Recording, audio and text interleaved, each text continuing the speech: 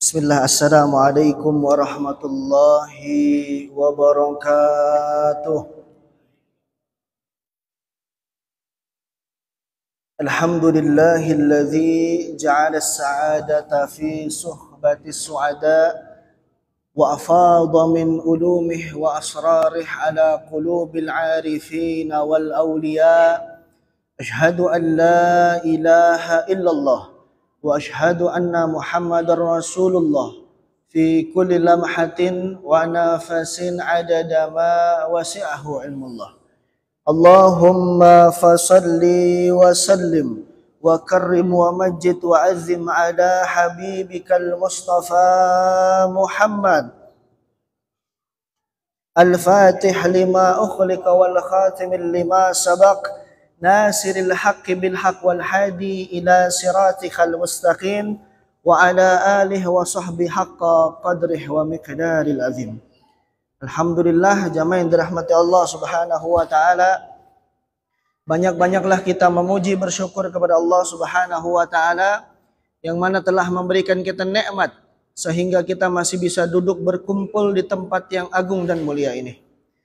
Tidak lupa juga marilah kita junjungkan kepada sang kehadirat alami ani habibana wa nabiyana wa maulana Muhammad sallallahu alaihi wasallam yang mana telah membawa kita dari zaman jahiliyah hingga zaman Islamiyah, dari zaman kegelapan hingga zaman terang menerang seperti kondisi pada malam hari ini.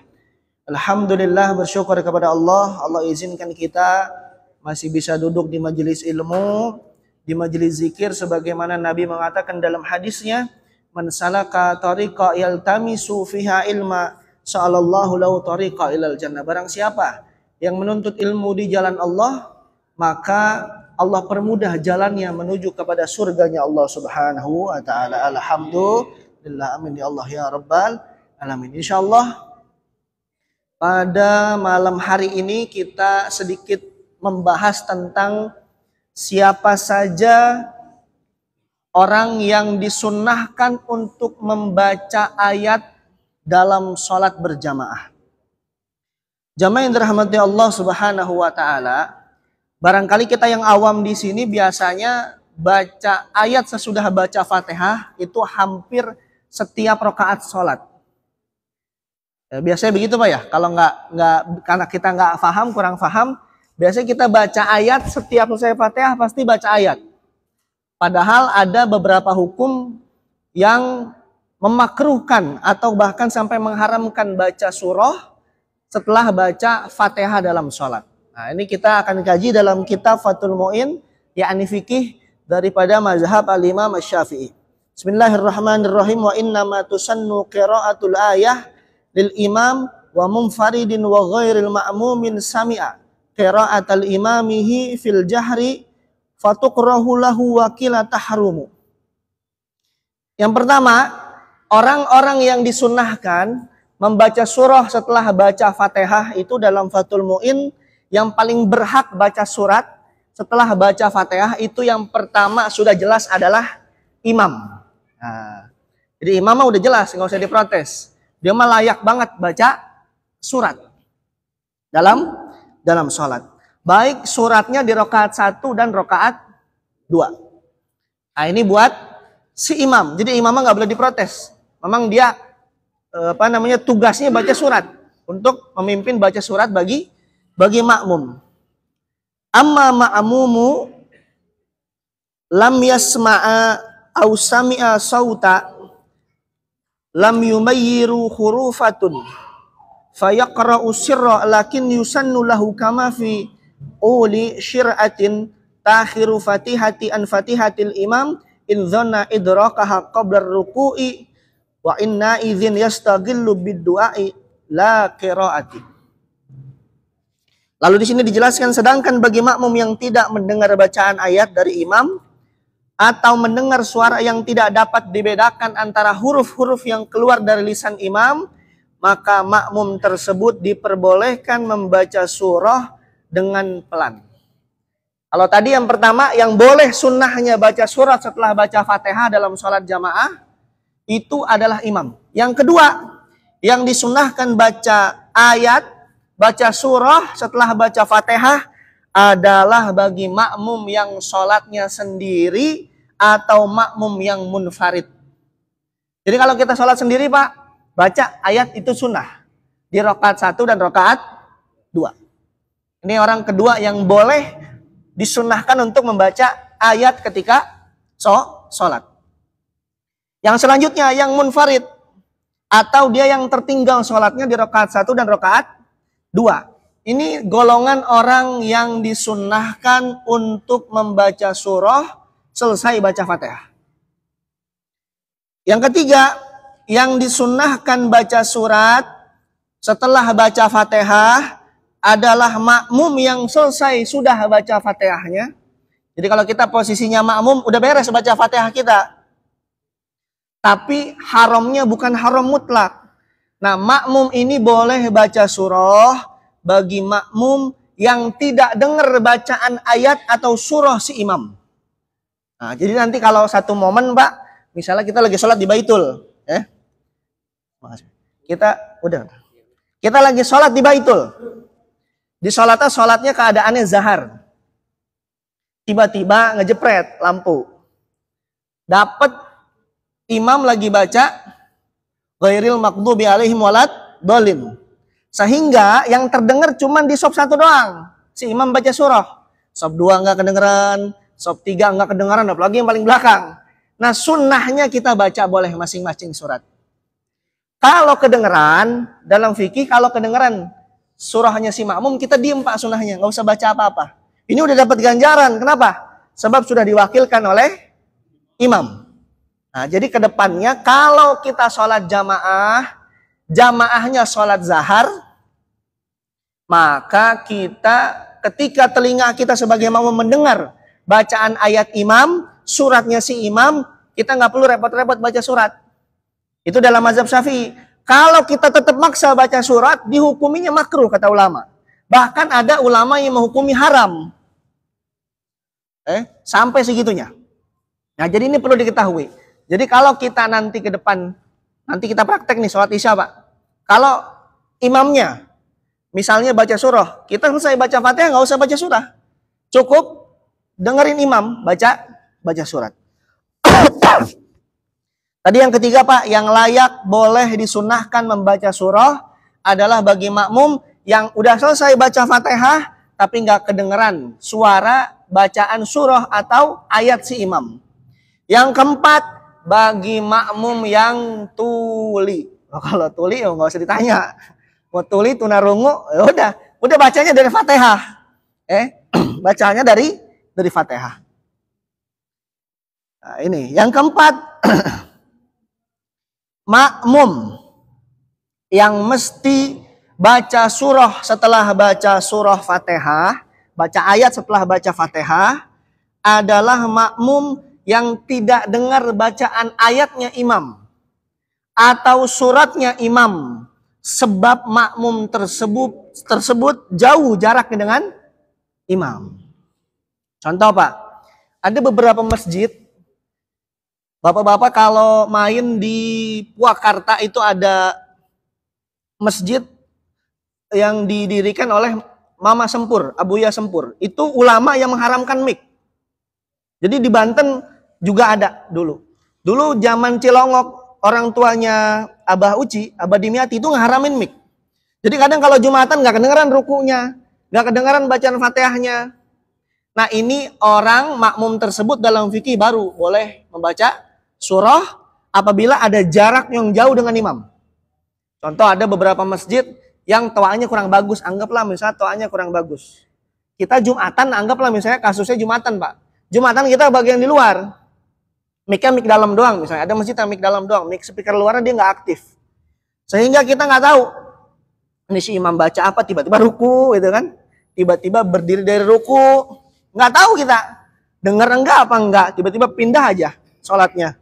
Nah, maka si makmum tersebut yang sebab jaraknya jauh dengan imam boleh membaca surah setelah bacaan Fatihah. Yang kelima, yang disuruh baca ayat dalam fikih adalah seorang makmum yang telinganya sehat, jaraknya dekat sama imam, namun sholatnya sholat sir seperti zuhur dan asar. Nah, jadi kalau zuhur asar kita nggak bisa nerka-nerka, udah baca Fatihah langsung surat. Nggak usah nunggu imam, karena imamnya juga sir. Nah, kan begitu. Nah, jadi kalau nanti sholatnya zuhur dan asar, selesai Fatihah, baca surat pendek. Kenapa? Memang sunnahnya seperti itu. Hatta walaupun sholatnya sholat sunnah. Walaupun sholat sunnah. Misalnya sholat sunnah tahajud, atau sholat sunnah witir, atau duha, yang sifatnya sir. Tidak dizaharkan, tidak seperti maghrib, isya, subuh.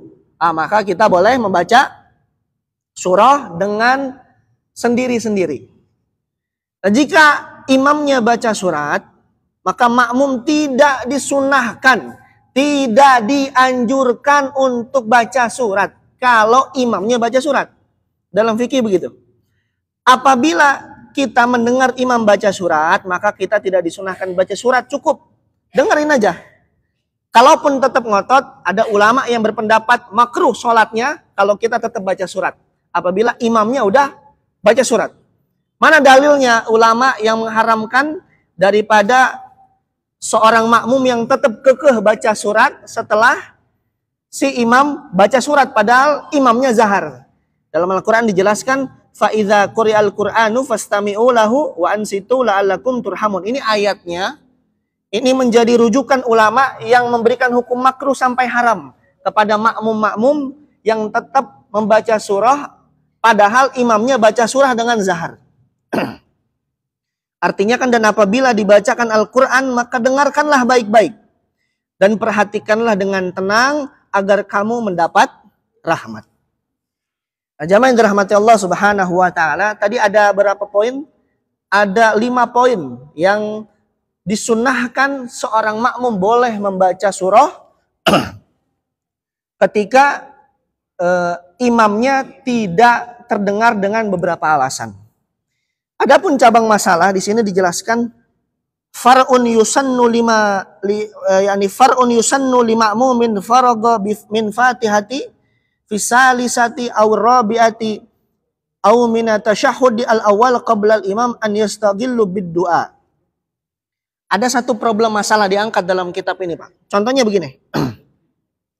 Apabila di rakaat ketiga dan keempat ini kita udah duluan baca Fatihah, imamnya belum ruku, Pak. Kan biasanya kita mah udah suka duluan baca Fatihahnya di rakaat 3 sama 4. Suka duluan makmum mah kadang. Karena nggak nunggu aba-aba imam, karena imamnya bacaannya sir, kitanya juga sir. Di rakaat 3, rakaat 4, kita udah baca Fatihah, ghairil maghdubi alaihim waladdallin amin. Kita diem aja kan, biasanya diem, Pak ya. Nah, diem ini dalam salat makruh. Kita nunggu imam ruku, imam kagak ruku-ruku.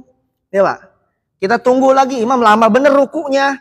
Maka disunnahkan kita melanjutkan baca surah sama seperti rakaat 1 dan rakaat 2. Jadi jangan bengong ketika sholat menunggu imam ruku. Kita udah beres Fatihahnya duluan kita, makmum sama imam. Nah, ini kita nggak boleh bengong. Makruh justru bengong.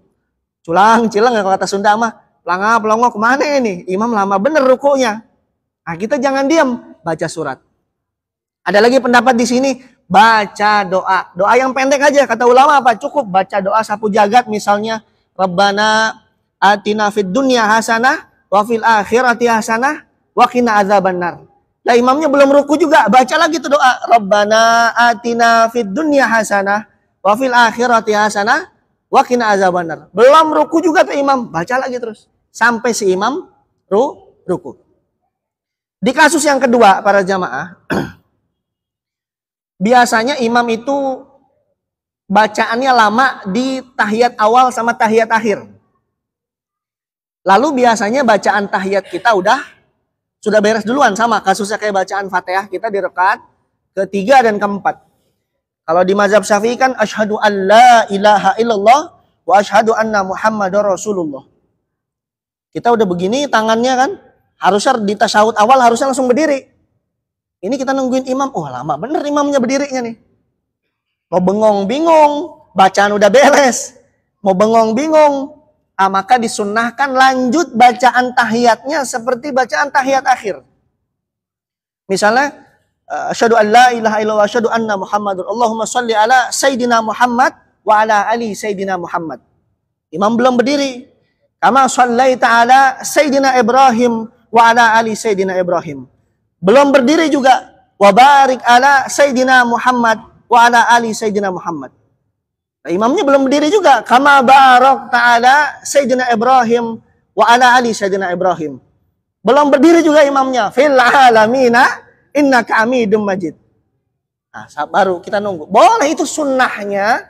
Nanti kalau di tahiyat rakaat kedua, kalau ternyata yakni imamnya lama berdirinya, kita disunahkan baca sama seperti tahiyat bacaan akhir. Begitu. Nah, jamaah yang dirahmati Allah Subhanahu wa taala, sehingga ini penting diutarakan, penting disampaikan sehingga tidak menyebabkan kita diskomunikasi antara makmum dan imam. Contohnya begini, Pak. Dalam sholat itu ada gerakan-gerakan yang apabila kita tinggal tidak menyebabkan kita sujud sahwi. Ada gerakan-gerakan dalam sholat yang apabila kita tinggal, kita disunahkan sujud sahwi. Contoh, dalam sholat, misal kita lupa takbir di rakaat pertama, takbir itu bagian dari rukun sholat. Ketika takbir ini kita lupa, maka di akhir kalau kita ingat harus sujud sahwi. Atau dalam mazhab Syafi'i, kunut itu bagian dari rukun. Kalau subuh, nih Pak, kita subuh kan suka bahasa Sundanya tuh dundutan, ngantuk subuh tuh. Tiba-tiba pas kita seger badan, udah mau ruku, kitanya nggak ikut kunut, maka kita harus sujud sahwi. Ada kasus begini, Pak. Kemarin di media sosial ada orang lagi sholat, imam sholat Idul Fitri. Imam sholat Idul Fitri biasanya apa? Rakaat pertama takbir berapa, Pak? 7. Rakaat kedua 5. Ada kejadian seperti ini. Imamnya kagak ngaji fikih, makmumnya kagak ngaji fikih. Si imam Allahu Akbar, gak takbir lagi imamnya dalam Idul Fitri. Langsung dia lupa, langsung baca Fatihah. Alhamdulillahirabbil alamin, Ar-Rahmanir-Rahim. Kemarin makmumnya ngomong subhanallah, subhanallah. Imamnya balik lagi takbir, batal satu masjid. Kenapa? Karena ini sunnah yang nggak perlu amat sebenarnya. Yang penting udah takbir di takbir pertama. Ya begitu. Repotnya makmum nggak ngaji fikih, imamnya semua kagak ngaji. Udah bener lanjut Fatihah, dia balik lagi takbir, salah lagi. Di akhir sujud sahwi lah gitu. Kenapa? Ya begitu, imamnya nggak ngerti fikih, makmumnya apalagi. Karena makmum semangat, kok nggak takbir katanya. Kok takbir 7-nya nggak ada di makmum, subhanallah 3 kali. Subhanallah, subhanallah, subhanallah, batal. Terus si imam karena bingung, jadi protes mulu, dia balik lagi takbir. Batal juga, batal semasjid, Pak. Ulang lagi sholatnya. Nah, ini pentingnya sunnah-sunnah itu diketahui oleh imam. Agar apa? Agar tegar imam itu kalau dia tahu ini hanya sunnah yang apabila tertinggal tidak perlu sujud sahwi, nggak perlu dia ulang. Nah, begitu Pak. Jadi nanti kejadiannya kalau nanti di Baitul ada imam lupa takbir, kita yang makmum nggak usah parno Pak. Udah diemin aja Pak. Sah sholat kita, diemin aja. Sah. Tetap sah sholat sunnah, karena sholatnya sunnah.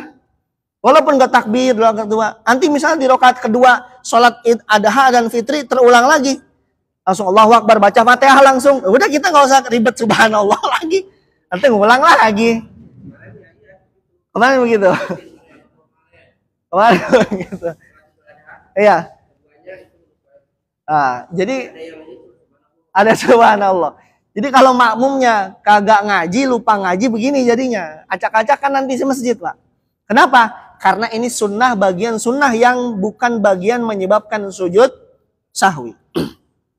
Jadi ke depan kalau ada kejadian ini kita nggak perlu kaget Pak. Kenapa? Ngajinya malam ini nih. Untuk jamaah yang malam ini ngaji insya Allah udah ada bekalnya Pak. Kenapa?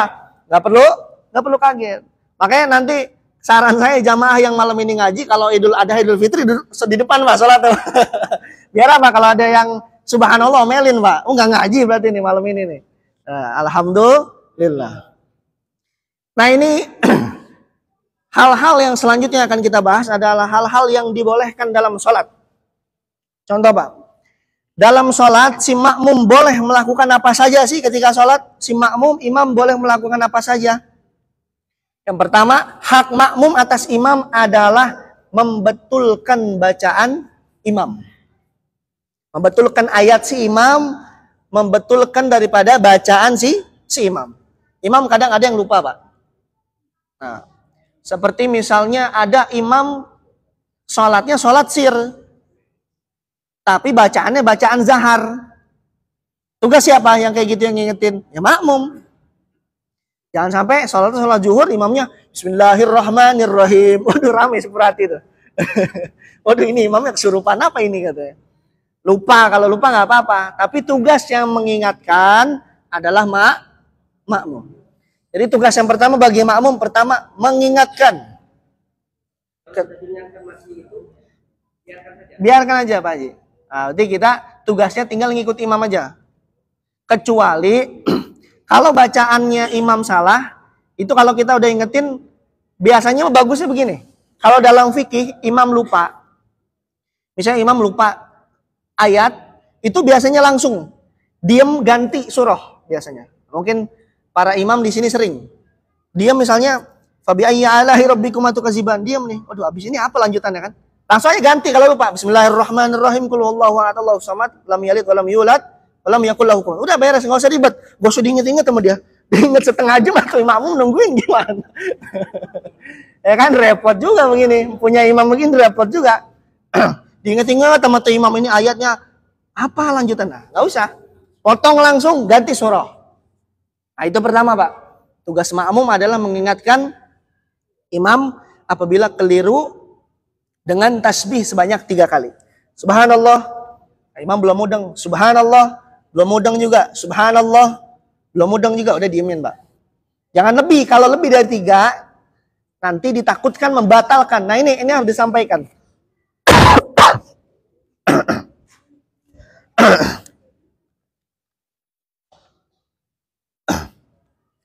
Ada beberapa imam, makmum yang apabila si makmum tersebut mengingatkan imam bisa menimbulkan batalnya sholat.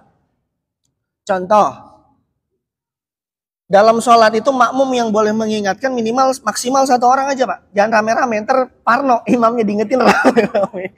Suatu subhanallah, subhanallah. Waduh, kenapa kata imam nih? Salah apa saya? Kata imam begitu. 1 aja udah yang ngingetin. Subhanallah. Kalau justru kita berniat ikut-ikutan mengingatkan imam, bisa menimbulkan batalnya sholat. Contoh, yang paling berhak mengatakan subhanallah dalam sholat ketika salahnya sholat di saf 1. Subhanallah, subhanallah. Dan itu 1 orang. Jangan 1 saf yang ngingetin, Pak. Parno imam, Pak. Udah ngeblank, udah ngeblank, tambah ngeblank. 1 saf udah subhanallah. Ini sholat apa majelis zikir kayak begitu. Ramai bener. Akhirnya parno. 1 orang aja. Kalau ternyata nanti di sop 2 ada yang ikut-ikutan, itu jangan Pak. Ini kata ulama bisa menyebabkan batalnya sholat. Kenapa? Karena niatnya sengaja keluar dari huruf selain bacaan sholat. Nah, ini bisa batal. Subhanallah. Yang 1, sop 2 ikut lagi. Subhanallah. Sop 3 pengen nyoba. Subhanallah. Terus ngeremet sampai sop belakang. Batal akhirnya sholat. Kenapa? Karena nggak tahu hukumnya begitu. Yang kedua, menghindari bahaya. Memberi isyarat dan sebagainya. Jamaah yang dirahmati Allah Subhanahu wa taala, dalam fikih itu mengajarkan kalau kita lagi sholat ada mara bahaya, dalam fikih ulama mengajarkan selamatkan dulu nyawa ketimbang sholat. Sholat ada ular jatuh. Kalau bisa ditepok dengan selendang, tepok. Kalau nggak bisa, batalin sholat, pindah dulu. Bahkan ada dalam fikih sholat, ketika Nabi sedang perang Badar dengan sahabat, itu Nabi sholat tuh begini Pak, megang pedang. Makanya kenapa ada sholat orang begini, megang pinggul begini. Ini megang pedang Nabi dulu begini sama sahabat. Lagi ruku, ada tentara datang Pak. Dalam sholat ada namanya, saya lupa nama istilah sholat. Ada musuh datang. Itu kabur dulu Nabi sama sahabat ke pinggir bukit. Habis itu lanjut ruku. Gak dari awal lagi. Nah, itu ada sholat dalam keadaan darurat seperti itu ada. Jadi ke depannya kalau sekiranya ada gempa bumi misalnya Pak, jangan, waduh gempa bumi ini mati syahid nih, jangan malah nyetor nyawa Pak, selamatin kabur, keluar. Nah itu lebih afdol daripada bahasanya nyetor nyawa.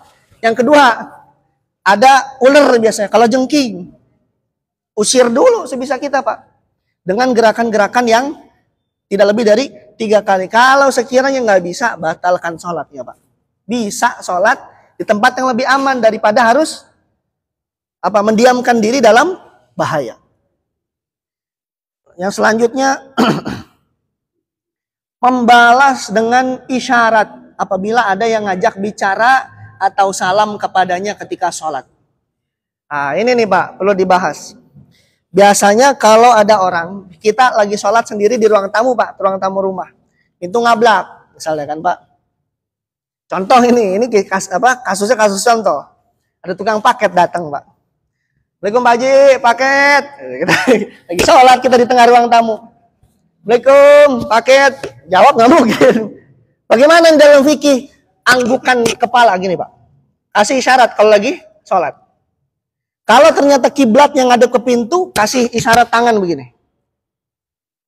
Gini maksudnya begitu.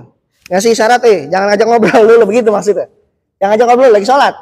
Nah, kalau ternyata ngebelakangin pintu, di pintu misalnya, ini jarang sih kasusnya di masjid ya Pak.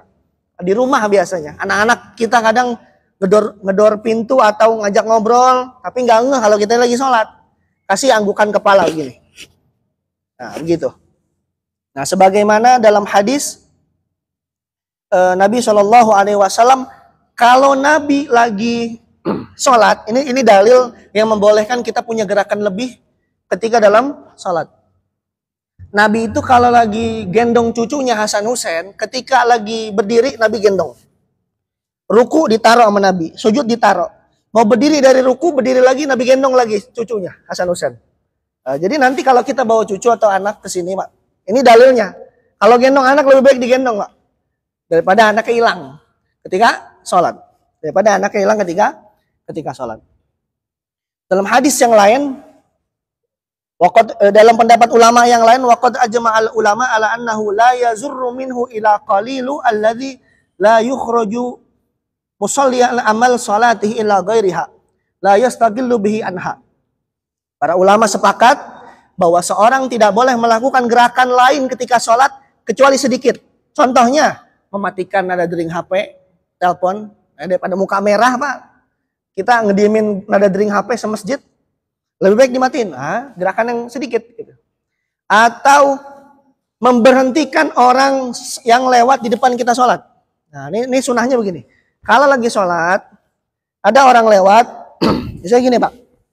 Lagi sholat Allahu Akbar, orang nggak tahu kita lagi sholat, maupun hatta sholat sunnah, maupun sholat sunnah, orang lewat, tangan kita begini aja Pak, lagi sholat, itu boleh dalam fikih, ngingetin, lagi sholat ini berarti, ini boleh lagi sholat, tangannya begini aja, atau gini gitu, atau normal gitu, buat ngalangin orang lewat, jangan digaplok gitu ya, trauma orang, normal aja normal, nah itu begitu, jadi agama mengajarkan kita simple kalau kita tahu ilmunya.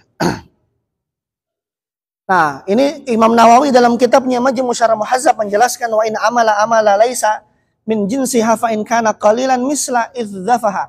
Apabila seorang melakukan gerakan selain gerakan salat seperti contohnya menghalangi pejalan kaki di hadapannya atau memukul ular atau kalajengking atau melepas sendal misalnya, atau membetulkan sorban, atau membawa barang, atau mematikan handphone, atau mematikan apapun, gadget, maka ini tidak batal sholatnya. Jadi tidak batal sholatnya kecuali gerakannya banyak ya Pak. Kalau gerakan banyak ini bisa batal. Nah itu tadi hal-hal yang dibolehkan bagi seorang makmum atau ketika orang sholat. Ini kita bicara hal-hal yang makruh. Makruh itu hal yang lebih baik ditinggalkan dalam sholat. Pertama, menatap mata kita ke langit-langit ketika sholat. Kadang suka begini. Lagi sholat. Cari apa ya, Pak? Kadang ke atas pandangannya. Ini makruh. Kalau kita di luar Ka'bah, ngadep ke sajadah. Kalau sholat di depan Ka'bah, ngadep ke Ka'bah. Kan begitu, fikih begitu ngajarinnya. Jadi ketika sholat, pandangannya harus ke sajadah, ke bawah. Tapi kalau di depan Ka'bah, langsung lurus ke Ka'bah. Ya, ini pandangan mata kita. Itu yang pertama, yang makruh harus ditinggal dalam sholat. Jadi menatap langit-langit makruh. Yang kedua, merem, makruh. Saya sering merem, Pak, ketika imam. Karena kadang kalau imam, sama ya. Coba kalau imam, Pak, atau lagi muazin deh. Ada suara anak kecil teriak itu kadang suka pengen ngeblank gitu, Pak. Waduh, ngeri juga. Kadang suka was-was kalau ada suara berisik di belakang. Itu bisa ngilangin fokus, Pak. Nah, maka meremnya, makruhnya bukan makruh mutlak. Boleh merem untuk menikmati kehusyuan yang lebih khusyuk. Nah, begitu. Boleh. Jadi makruh yang tidak boleh itu yang tidak ada sebab. Khusyuk, ya khusyuk, nggak ada yang ganggu tapi merem. Ngantuk itu berarti, Pak. Ngantuk itu. Maksain itu namanya. Gimana? Ya, kalau telinga ya itu.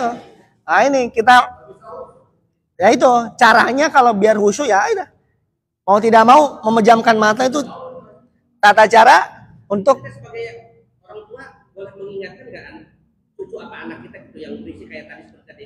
Boleh agar tapi gerakannya tidak lebih dari 3 gitu. Gerakan-gerakan ringan seperti Noel. Negornya ngomong. Ya kalau gerakannya dikit gitu atau Noel biasanya. Nah, itu boleh. Jangan lebih dari 3 kali intinya begitu. Ada gerakan-gerakan yang tidak lebih dari 3 kali.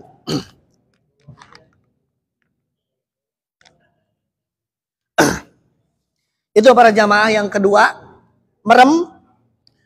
Makruh merem tanpa ada sebab, boleh merem demi menjaga kehusyuan.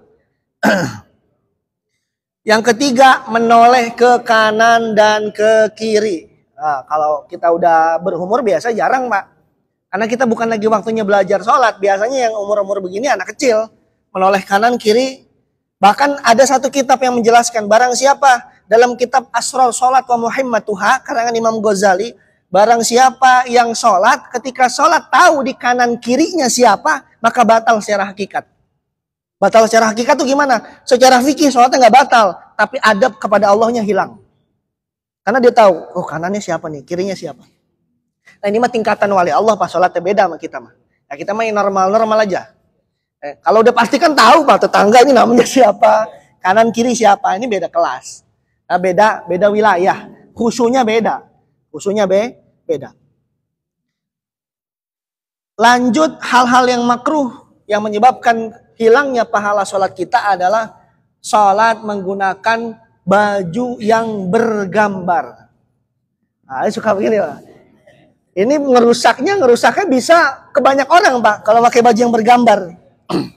Contoh, pakai baju partai. Wah, ngejeblak foto orang tuh ganteng banget pakai peci hitam. Yang di belakang otomatis kan kalau nggak usung, kalau nggak lihat ke sajadah ya ke baju. Dibaca sama dia, coblos saya nomor 3. Rusak sholatnya. Itu kan? Iya kalau ganteng tuh foto. Lah kalau fotonya nggak ganteng, tambah rusak lagi sholatnya Pak. Ini orang-orang ya begitu. Jadi makruh sholat dengan apa? Baju yang bergambar. Makanya udah paling afdol sholat itu pakai gamis yang warna putih. Karena Nabi. Ataupun gamis, sunnah itu warnanya apa sih? Sunnah Nabi itu gamis hitam, sunnah Nabi. Merah, sunnah Nabi. Hijau, sunnah Nabi. Putih, gamis yang paling disukai oleh Nabi. Yang kedua, kalau punya selendang, pakai selendang. Nah, saya kenapa Pak naruh selendang di kiri? Ini ada pendapat ulama, kenapa para ulama itu kalau pakai selendang di kiri, nggak di kanan? Karena letakkan nafsu di dalam hati itu bagian kiri. Sehingga naruhnya selendang di bagian kiri menutup daripada hawa nafsu.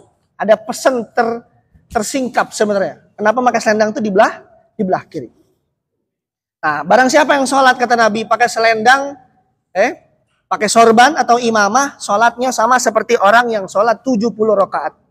Jadi orang yang sholat pakai selendang, menjalankan sunnah atau imamah sorban, itu menandingi sholatnya orang yang tidak pakai selendang, itu derajatnya 70 derajat, dan sama seperti orang yang sholat 70 rakaat.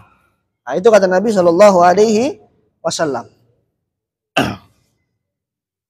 Itu ya Pak. Yang selanjutnya, yang makruh dalam sholat adalah orang-orang yang ketika sholat menaikkan rambutnya. Kan ada orang lagi sholat Pak, Allahu Akbar, gini dulu dia. Ada nggak itu Pak? Anak muda ada aja kadang.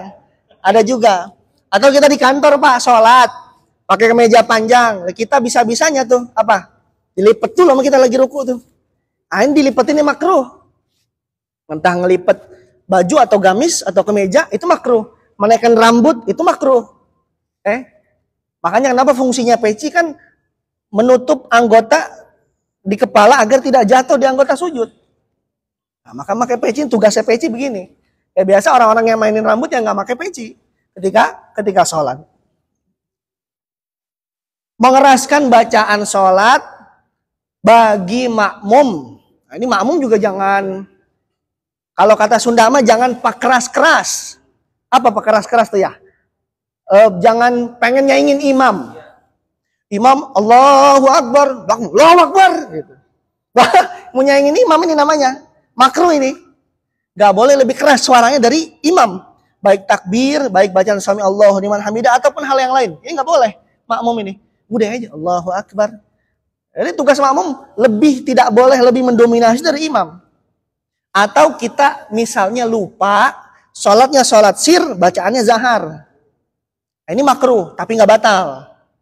Makruh tapi tidak batal. Contoh lagi sholat asar atau zuhur, lagi baca tiba-tiba lupa baca zahar. Bismillahirrahmanirrahim. Alhamdulillahirabbil alamin.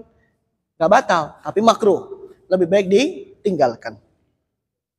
Ini yang selanjutnya adalah sholat di depan makanan, ini makruh. Nah, siapa yang nyuruh sholat depan makanan? Maka fikih itu ngajarin kita Pak. Kalau sholat makruh dalam keadaan lapar atau haus. Sholat makruh dalam keadaan lapar atau haus. Ada orang nanya, ya kalau begitu lebih penting sholat, lebih penting makan. Ulama jawab, makan dulu baru sholat. Jangan sampai sholat dalam keadaan lapar. Kan begitu? Makan dulu baru sholat. Jangan sholat mikirin, aduh enak nih nasi goreng. Waduh, rusak mas sholatnya. Waduh, apalagi pas buka puasa tuh Pak. Wah, ngejar pengen sholat jamaah, belum buka-buka acan kalau kata orang Sunda mah. Allahu Akbar, Allahu Akbar, pikirannya kurma, sop buah. Nah, ini kan ngerusak sholat. Betul lah. Sehingga makruh sholat dalam keadaan haus dan lapar. Bulan puasa maupun yang lainnya. Di luar puasa juga sholat kalau kita lapar makan dulu Pak.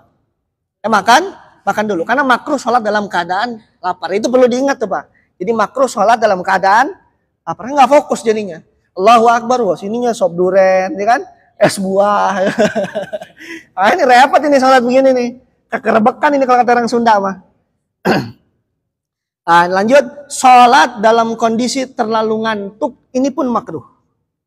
Sholat dalam kondisi terlalu ngantuk. Karena di antara syarat sahnya sholat harus berakal. Lah kalau ngantuk akal hilang. Orang sujud dia ruku. Orang ruku dia masih berdiri. Nah, ini kan rusak sholatnya. Orang salam dia masih berdiri Pak. Kan semasjid ngeliatin dia kan malu itu. Nah ini nggak boleh. Maka kenapa? Usahakan kalau sholat itu dalam keadaan seger. Bagaimana cara segernya? Istinsyak. Istinsyak itu dalam wudu menghirup.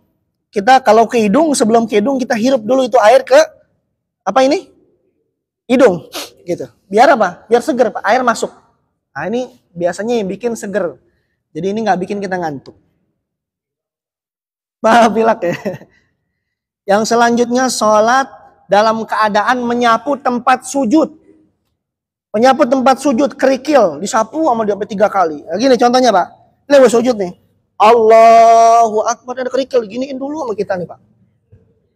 Sampai 3 kali. Nah, ini batal salat. Ini bisa makruh. Maka kita pastikan tempat sujud kita tuh bersih dari hal-hal yang najis kecil, mau galado, mau tawasito, mau khafafah, jelasin dulu. Jangan sampai sholat aja, nggak lihat tempat sujudnya kotor. Suruh siapa nggak lihat? Maka itu fungsinya kadang bawa sajadah. Kalau kayak gini kan sudah terjamin, Pak. Ada masjid-masjid yang mungkin barangkali tidak terkontrol kebersihannya. Berdebu, disapu dulu sama kita. Ah ini makruh. Makruh ini, Pak. Salat begini. Repot ini. Gerakannya 3 kali nggak sadar aja. Batal akhirnya salatnya. Nah ini juga perlu diperhatikan. Bahkan tanahnya lebih dari sekali.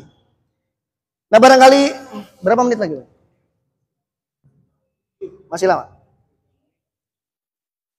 Ya? Kalau misalkan Pak Ustaz, Ya silakan Pak. posisinya gini, kita punya wudhu, tapi kita bolos, tapi kita mau wudhu lagi malas, itu gimana? Lebih baik batalin. Batalin. Ya batalin. Karena nantinya sholat dalam ini ada di sini. Sholat dalam keadaan menahan mules itu nggak boleh. Karena nanti yang ada menerka-nerka, Pak. Ini udah kentut apa belum nih ya? Biasanya begitu, Pak. Nah kentut kan banyak tipenya. Ada yang ces, ada yang suaranya kencang, ada yang nggak ketebak, tapi baunya bau gitu kan, Pak. Nah ini tugasnya apa ini? Ada di situ. Nah ini tadi dijelaskan dalam Fathul Mu'in ini. Makruh sholat dalam fikih dalam keadaan menahan mules. Kalau sesuatu nggak boleh, lapar nggak boleh, apalagi mules. Akhirnya menerka-nerka. Ini udah keluar apa belum ya? Kayaknya enggak. Nah kan gitu repot. Lebih baik dibatalkan buang hajat dulu kalau bisa, baru uduk kembali, baru sholat kembali demi menyelamatkan sholat kita. Nah ini sholat, ini selanjutnya pembahasan tempat-tempat yang dimakruhkan untuk digunakan sholat. Pertama, di jalanan. Ini nggak boleh, Pak. Di jalanan kita tidak bisa menebak apakah itu jalanan ada najisnya sudah kering atau tidak, kita nggak tahu. Yang kedua, di tempat pemandian umum. Ulama di kalangan 4 madhab Syafi'i, Hanafi, Maliki, Hambali sepakat orang yang sholat di dekat WC itu barangkali bisa kemungkinan terkena najis ketika sholat. Nah, yang selanjutnya, sholat di tempat bekas penyembelihan hewan. Ini pun tidak dibolehkan. Karena kita nggak tahu kapan ini darahnya kering, adapun kering apakah masih najis. Nah, begitu. Karena ada kemungkinan pasti najis kalau tempat penyembelihan hewan. Entah kotoran jerawannya dibukanya di situ, ataukah kencingnya di situ, keringnya. Sehingga kalau dipakai sholat ini menyebabkan daripada najis. Nah, barangkali itu saja yang bisa saya sampaikan. Barangkali para jamaah ada yang ingin ditanyakan, silahkan. Gimana dulu? Ini dulu Pak Haji ya. Silakan Pak Haji. Waalaikumsalam.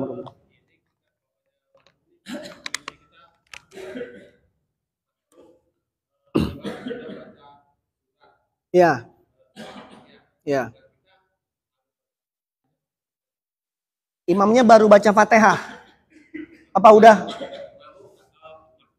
Ya. Ya, surat. Ya. Ah. Kalau kita posisinya masbuk para jamaah, imamnya sudah baca surat, apalagi suratnya pendek, cukup selesaikan bacaan Fatihah kita. Cukup selesaikan bacaan Fatihah kita. Itu udah cukup, gak perlu baca surat. Tapi seorang imam tidak boleh berbacaannya bareng Fatihahnya dengan imam, itu makruh. Kapan boleh imam baca Fatihah? Setelah bacaan amin. Amin. Kita baru baca Fatihah. Setelah baca Fatihah baru baca surah kalau keburu. Kalau nggak perlu nggak apa-apa. Kalau imamnya baca surah kita nggak perlu baca. Tapi kalau masbuk, imamnya udah baca surah di akhir, kita baru masuk, udah baca Al-Fatihah aja, beresin. Nah, begitu. Begitu barangkali Pak. Silakan Pak Haji. Waalaikumsalam. Pak Haji. Lanjut.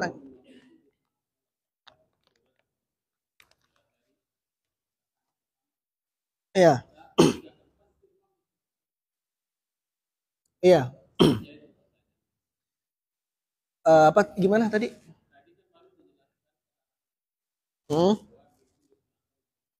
Iya. Oh, rakaat ketiga, keempat makmum tidak disunahkan baca surah. Imam nggak sunah juga baca surah. Jadi imam cukup baca Fatihah. Tapi tadi yang saya jelaskan, kalau makmumnya udah duluan, kita udah duluan baca Fatihah, imamnya belum beres, kelamaan, kita sunnah harus baca surah. Tapi buat makmum sama statusnya. Baca Fatihah aja cukup di rakaat 3 dan 4. Itu barangkali. Silakan Pak Haji. Apa? Wudu di kamar mandi yang ada WC-nya. Oke. Setahu saya, sisanya saya wallahu alam bisawab. Setahu saya yang jelas bolehnya mandi di kamar mandi asal tidak dalam keadaan telanjang. Kan biasanya begini Pak, kita habis mandi langsung wudu biasanya, belum mandukan. Biasanya begitu. Nah ini makruh. Yang boleh udah pakai baju di dalam WC masuk wudu, ini boleh. Ini boleh. Di WC nggak apa-apa, boleh. Nggak apa-apa di WC. Mau di kerannya atau di dalam WC-nya itu boleh. Asal dalam tidak keadaan telanjang.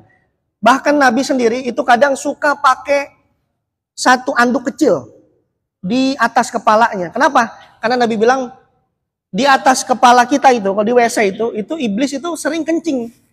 Maka Nabi kadang suka pakai penutup kepala. Nah bagusnya kalau kita wudhu di WC, bawa aja pecinya Pak. Bawa pecinya, nanti ketika wudhu cukup aja begini, airnya gini. 3 kali. Nah itu cukup. Nah maka saya menyarankan daripada wudhu di WC ribet bawa peci, lebih baik wudhunya di tempat wudhu. Tempat wudhu umum. Nah begitu barangkali. Ada lagi barangkali jamaah yang mau ditanyakan? Bab salat? Cukup? Ada lagi? Cukup. Oke, itu saja yang bisa sampaikan. Semoga majelis ilmu kita malam hari ini manfaat. Amin. Dan semoga kita semua pulang dari majelis ini mendapatkan ampunan dari Allah Subhanahu wa taala. Hasbunallahu wa ni'mal wakil, ni'mal maula wa ni'man nasir. Subhanakallahumma wa bihamdika asyhadu an la ilaha illa anta astaghfiruka wa atubu ilaik. Assalamualaikum warahmatullahi wabarakatuh.